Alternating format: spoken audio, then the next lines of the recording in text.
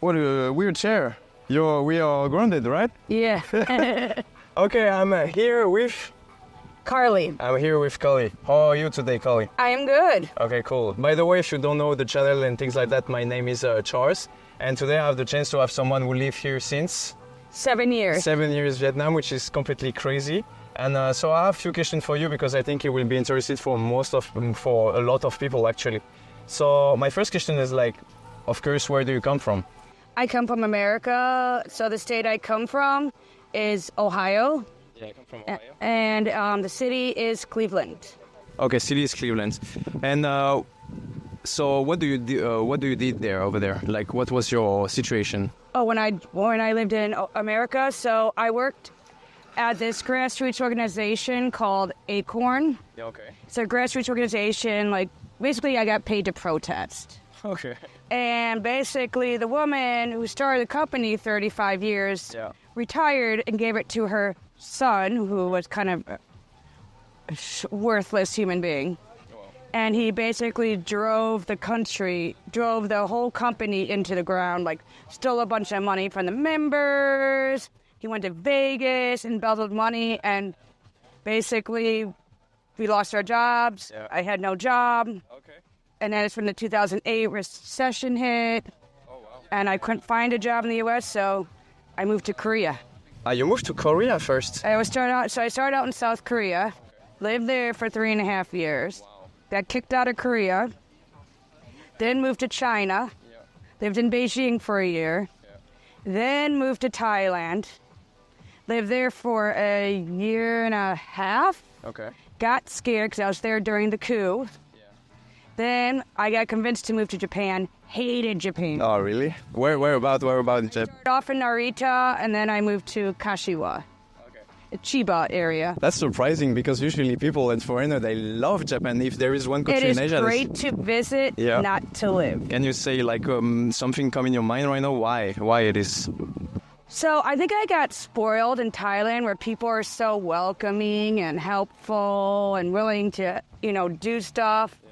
Where Japanese people are polite, not denying it, but they will not help you. Okay, interesting. Because and also to find an apartment.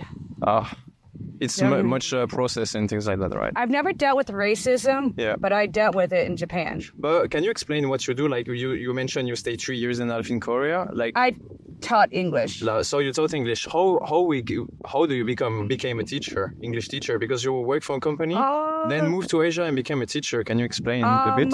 So I had friends in college who taught like 1 year or 2 in Korea. And my mom's best friend's son still lives in Korea, is married to a Korean, has kids. So I was living at my parents' house, working at McDonald's. Okay. Because there was just nothing else at that time. And I just asked him, I was like, how did you work in Korea? He's like, put your resume on Dave's CSL Cafe. Wow, okay. So I put my resume in Dave's CSL Cafe. Yeah.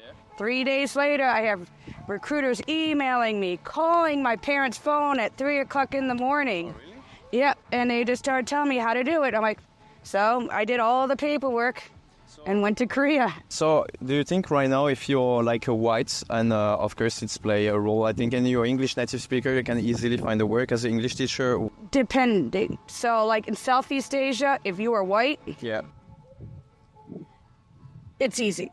Okay. But if you want to work in like Korea or like Japan, you have to be white. Yeah. You have to be a native speaker. Yeah. You have to have a bachelor's degree. Okay. And you have to have a TEFL. Interesting. So in the first world country of Asia, right? Korea, Japan. Technically in Vietnam, you're supposed to have that, but... Do you think, for example, me, I'm French, right? I'm not native English speaker. Do you think I could become a teacher in Vietnam? Yes. Oh, okay. Which is amazing. It gives me some perspective right now. Okay, yes, cool. You probably could. Okay. If the Russians can do it and barely speak English, Yeah. you can do it. That's true. I met one randomly in a restaurant. It was like his English was like even less better good than mine, but he was a teacher, so I was like, oh, okay. Yeah. So do you have a degree or you just moved? I have a bachelor's degree. Oh, so you did that in Asia, right? No, I did it. I went to college and graduated. And It means you moved. You already had when you moved. You already oh yeah, had the because in order to work in South Korea, you have to Ah. be from the 7 native countries. Okay. You have to have a bachelor's degree. Yeah. And you have to have a proper criminal background check. Now you have to have a proper TEFL, but Yeah. You So that's can't- why they calling you instantly, and they're looking for to have someone like you. yes, like, and they because- want Americans and they want the American accent. Yeah, of course. American accent is a lot of people looking for that around. So a little bit tricky question, but I really like your attitude because, as I said, like a few hours earlier, like you really don't give a f about the thing. So I think you don't mind this question, but could you say to me like how much do you earn as a teacher, or maybe is a harsh question? So But range if you right want. now Yeah. or ever? Okay, if you could speak like for your career and the evolution. Also, like if- for in Vietnam. Yeah. Right now. So I will not work lower than $450K an hour. So how at the end of the month can you give a range? So I guess between 30 million Okay, to 35 million, which depending. is 1,200, 300 Yeah, we'll go with USD? that, yeah. Yeah. Okay. Which is more than it'd be enough well, here in Vietnam. I work about 15 hours a week. You work 15 hours a week. That's big. Okay. Yeah. So that's the main components. I thought you did like 160 hours a month. 35 hours a week though. 15. Yeah, 15. So that's incredible. Okay, that's cool. That's cool. So, but $1,200 for working 15 hours a week, and Yes. it's more than enough in Vietnam, and you have a bunch of free time, right? Oh, yeah. So, what do you do during your free time as a teacher? Uh, It could be partying and well, I party a little. I do quiz. quiz. Okay, yeah. So, like at Emma's has trivia. Oh, nice. Is it in the bar or something? Yeah, it's a bar. It's called Okay. Emma's Bar. So every Wednesday they have trivia. Okay. I do improv every Tuesday, Ah. which is like, if you ever seen the show, Yeah. whose line is it anyway? At the workshop, right? At the workshop. I've been one time in a workshop. Well, Like you've workshop is a place in Da Nang, and I recommend to go there, guys. If you come here in Da Nang, workshop is a cool place. Like you can buy second-hand clothes, yeah, and there is a stage to do some improvisation. And we also do variety shows, and we've also did, like last year, we did Rocky Horror Picture Show. Yeah, that's a cool place, and the owner is also really cool. Yeah, the owner's very cool. Okay, so I see. Like this year, we're going to work on a Halloween show. That's what Chris and I got to discuss when he gets back. Yeah, And then we're talking about Christmas, maybe doing a Rocky Horror style Christmas. yeah. They also do drag shows at the workshop. Oh, really? So Yeah. do you do like you? I don't do put the drag. clothes No, in? no, Yeah, I don't okay. do it, but they do. Okay. I do more of variety shows, like Yeah. the skits, and I do like last Fest 2 years. I'm not doing it this year because we have no cast. Okay. Some people left. Yeah. But for 2 years, I directed and basically did Rocky Horror Picture Show. Awesome! You seems to be invested in this area in your hobbies. Can you tell me can you tell us what was the hardest part of moving here in Vietnam? Like when you arrive, maybe it's the language barrier, maybe it's the people, maybe you know.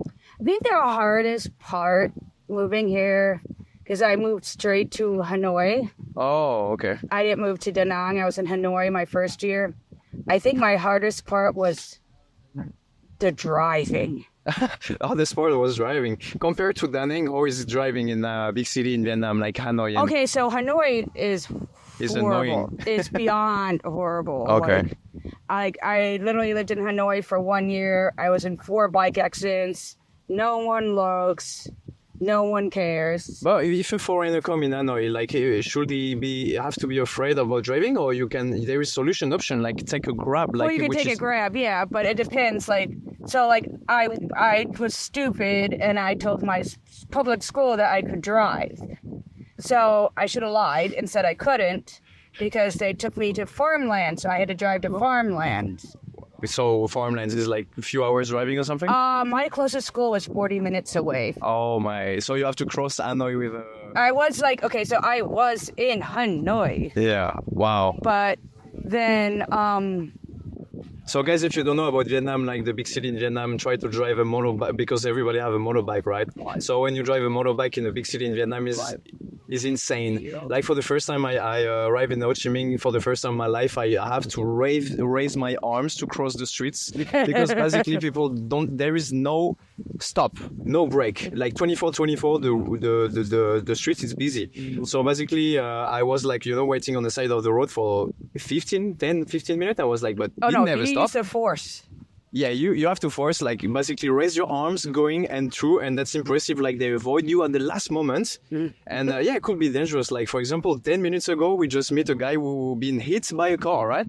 Yep. Yeah, it was like struggling to walk. So, okay, so hardest part when you move was driving. Yeah, because after living in Thailand, where they actually use crosswalks. Yeah. Like red light means stop. Yeah. And so you drove in Bangkok already, right? I drove in Bangkok, and thank God I learned how to drive a motorbike in Thailand, because I sure as heck would have never learned here. Okay, yeah. But then again, when I moved to Saigon for Ho Chi Minh City, they were 10 times better drivers than they ever were in Hanoi. Okay. Like, I never had a freak out moment. Okay. Like, yelling at I yell at Vietnamese people. I know they don't understand me, but it makes you feel better. Yeah. Okay. And what do you feel? What do you think is the difference between people in Hanoi, Da Nang, and Ho Chi Minh? There is difference in people in terms of. Oh yeah.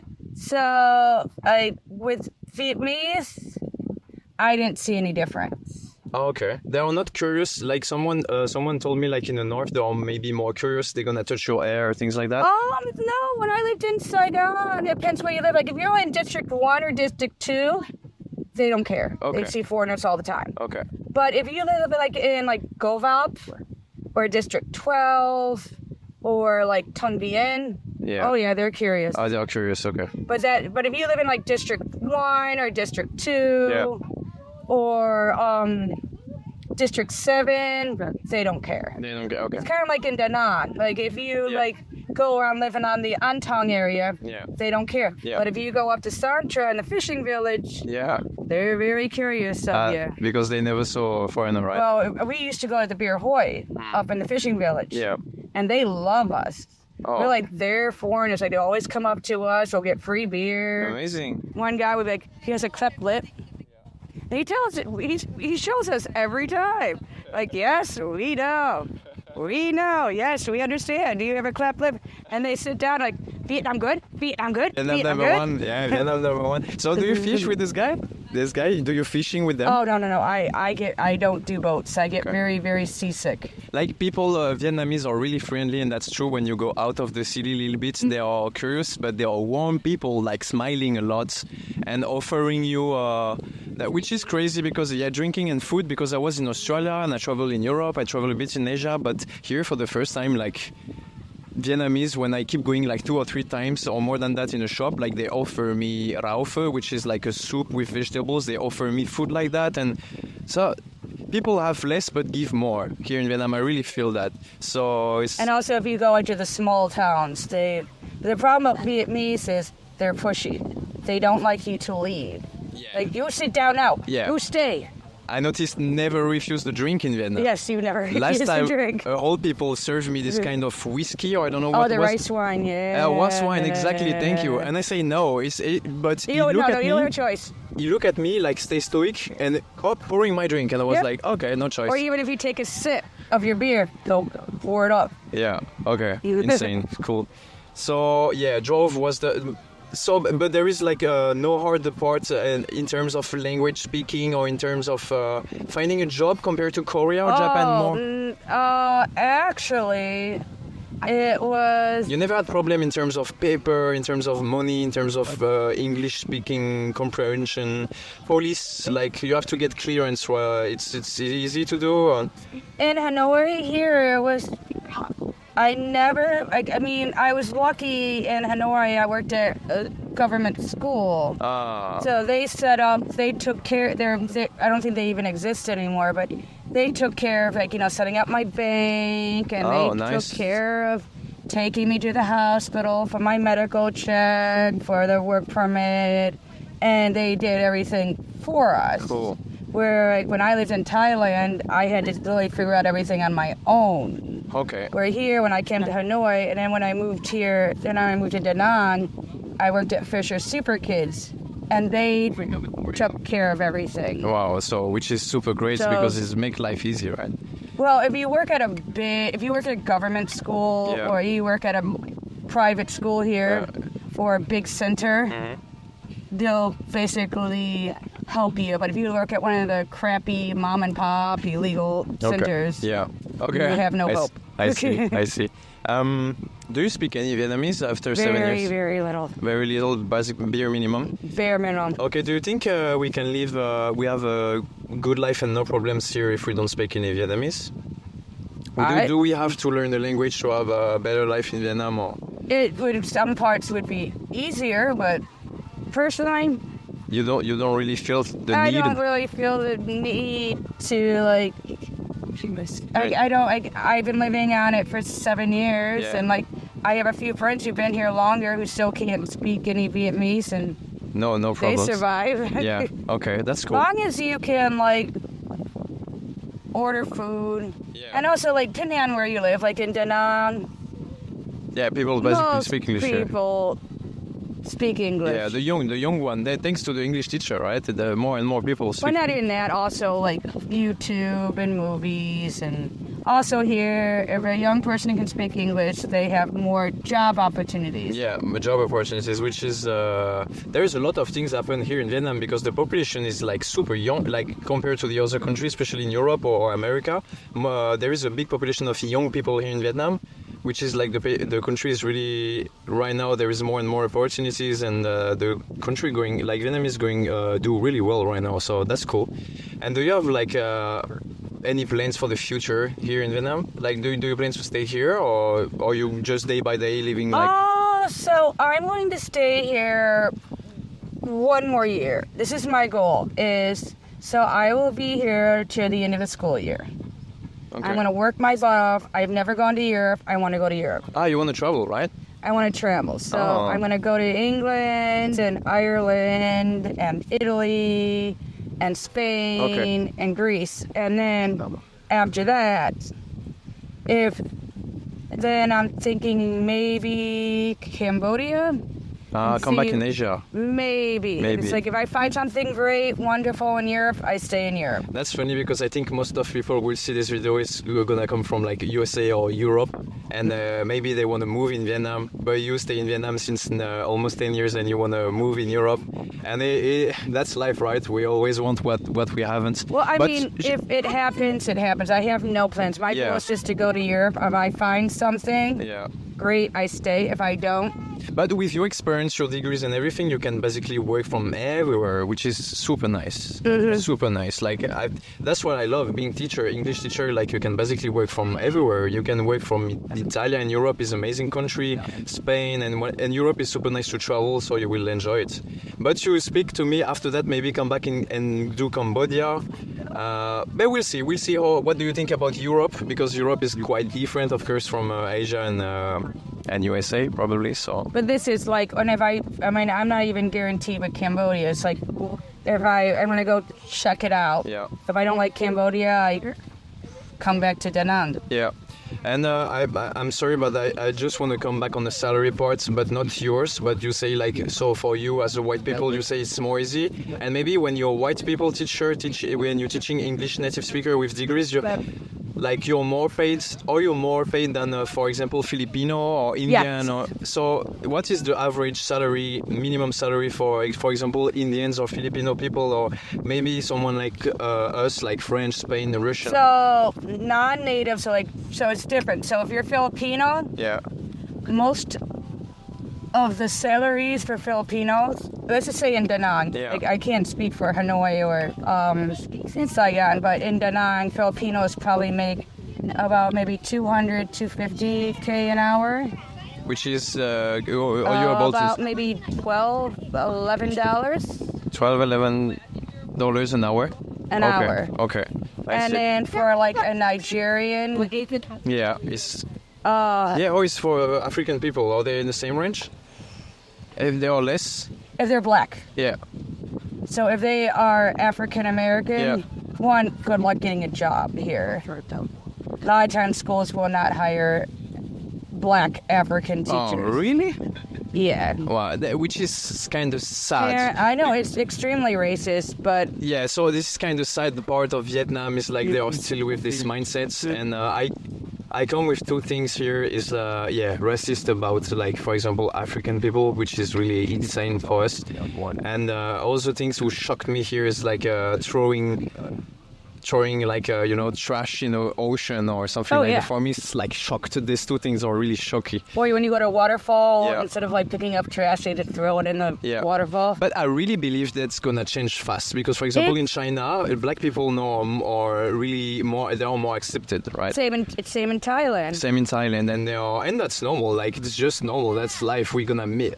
The world is more a mix overall now. Well, in Hanoi and Saigon, if they're like African American or if they're like, South African black, they're okay. But Nigerians have had such a bad rap Wow, yeah. in Asia Yeah. due to stealing bikes, among other issues they've had in other countries too, especially in Saigon. Yeah. Nigerians have had a lot of bad problems. Yeah. That when they hear about, like, oh, you're from Nigeria, no. Yeah, they still have a stereotype, like by the strong stereotype. Okay, that's quite interesting. Thank you very much for sharing. And can you share some tips for people who wanna come here in Vietnam? Like overall, do you have a tips for someone who wanna come teaching or not just come here to live? Well, okay. So one thing you gotta learn about Vietnam is one tip I would recommend is have patience. Have patience, yeah. Tomorrow does not always mean tomorrow. Tomorrow can mean someday. Yeah. Or maybe never. Okay. So also I'd recommend that another thing I would say, another tip is when you're crossing the street, don't believe in crosswalks. Sure, they're here. They exist. They're just for show. That's actually a super nice tips, and people don't, and me included, we don't want to listen that until we are in pain with that. Like, we here have to be really careful with the traffic and stuff like that. And if you, like, for example, if a friend of yours have to come here 1 year minimum, and you have to pick a city, but you don't know if you're gonna go Da Nang, Hanoi, or Ho Chi Minh, or Nha Trang, or whatever, on Hue. What city do you advise to live? Not to travel, to live. To have a basement, to have a... To have a base? Yeah, to For have a me base. personally, Da Nang. Yeah, Da Nang, okay. 100%. I mean, I lived in Hanoi. It was okay. Yeah, it was okay. It wasn't great. Even if you're a city person, if you're a city person, it depends what you like. Okay. If you're looking for like a bunch of expat activities, a bunch of things to do, Hanoi. Yeah, Hanoi, okay, more if than you're Ho Chi Minh, looking right? for just like drink, party, and you're not really looking for any like extracurricular activities, Yeah. Saigon. Okay, Saigon, more for party and More for entertainment. Entertainment. Okay. But if you're looking to play board games or do theater, or you want to do more of expat activities, Hanoi. Hanoi. Okay, so if you don't notice, here we are in Da Nang today, and I don't know if you see the background, but like it's literally from 1 minute in motorbike from our place, which is like the place is really good. I appreciate that it's cheap and everything. Like life in Da Nang is. I mean, I travel maybe 30 countries, and here that's the place where I feel the most comfortable. Da Nang is so good, and I plan to stay here for a while. I really love Vietnam. I really love Da Nang, so I recommend you to subscribe to the channel and keep checking the other video will come on the channel about life in Vietnam and in Da Nang, and maybe other interview with expats. Carly, thank you very much for sharing today. That was really good information. Even me, I learned a few things. Okay, you're welcome. Nice, thank you. You.